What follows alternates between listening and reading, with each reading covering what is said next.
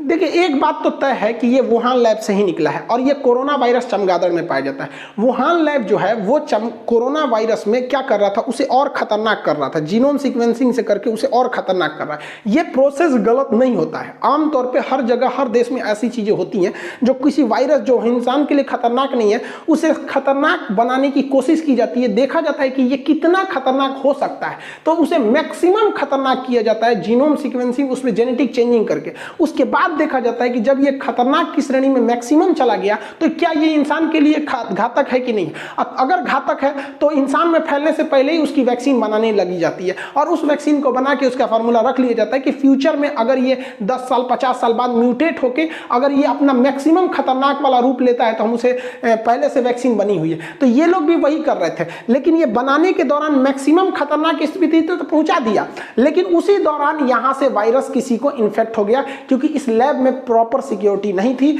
और ये बात तो पक्का है क्योंकि वुहान लैब में जिस चमगादड़ पर रिसर्च किया जाता था उस चमगादड़ को वुहान से 150 किलोमीटर दूर से लाया गया था, इसलिए यहाँ पे तो नकारा नहीं जा सकता। जो वहाँ के सी जेंगलिन है, इसको सी जेंगलिन न करके सी जंगली कहिए यहाँ पर, इसने कोरोना, इसे बैटमैन कहा जाता है, बैट वुमेन, चमगादड़ पे बहुत रिसर्च करी थी। अब इनका कहना है कि यहाँ से लीक नहीं हुआ, तो भैया अगर यहाँ से लीक नहीं हुआ है तो वुहान लैब जो है वो बायोसेफ्टी लेवल जो होता है वो 4 लेवल दिया जाता है, 1 2 3 4। जो 1 और 2 लेवल होते हैं ये ऐसी बीमारियों को इसमें रिसर्च किया जाता है जो ह्यूमन टू ह्यूमन डायरेक्ट हवा से नहीं फैल सकते। जैसे HIV का वायरस, किसी एक आदमी को HIV है, उसके बगल में हम 2 घंटा रहें कोई फर्क नहीं पड़ता, वो ब्लड ट्रांसमिशन से होता है, तो उसे आप लैब कैटेगरी 1 कैटेगरी 2 में कर सकते हैं। टाइफाइड हो गया, जॉन्डिस हो गया, ये मतलब ये सब चीजें डायरेक्टली इन्फेक्टेड नहीं होती हैं, लेकिन जो हवा से फैलते हैं उन्हें लैब 3 में रखना चाहिए, उनका प्रोटेक्शन लेवल, और जो बहुत तेज फैलते हैं जैसे कोरोना हो गया उसे लैब 4 में करना चाहिए। अब बताइए वुहान लैब जो है इसमें जो सेफ्टी लेवल था वो 2 था, जबकि पहले से ये संकेत मिल रहे थे कि कोरोना से ये वायरस जो है ऑलरेडी पेंगोलिन में आ चुका है, मतलब चमगादड़ से।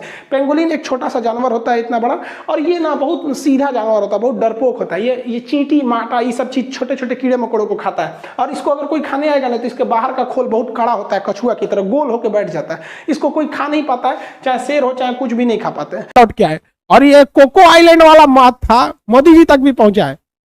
मोदी जी कोको आइलैंड को जल्दी लेके आए। चलो भैया समझ में आ गया, और किसी को जानना है? Love you sir, love you love you love you, सब लोग को लव यू। हम नहीं भूलेंगे यार, पिछले जन्म का बात हमको याद है।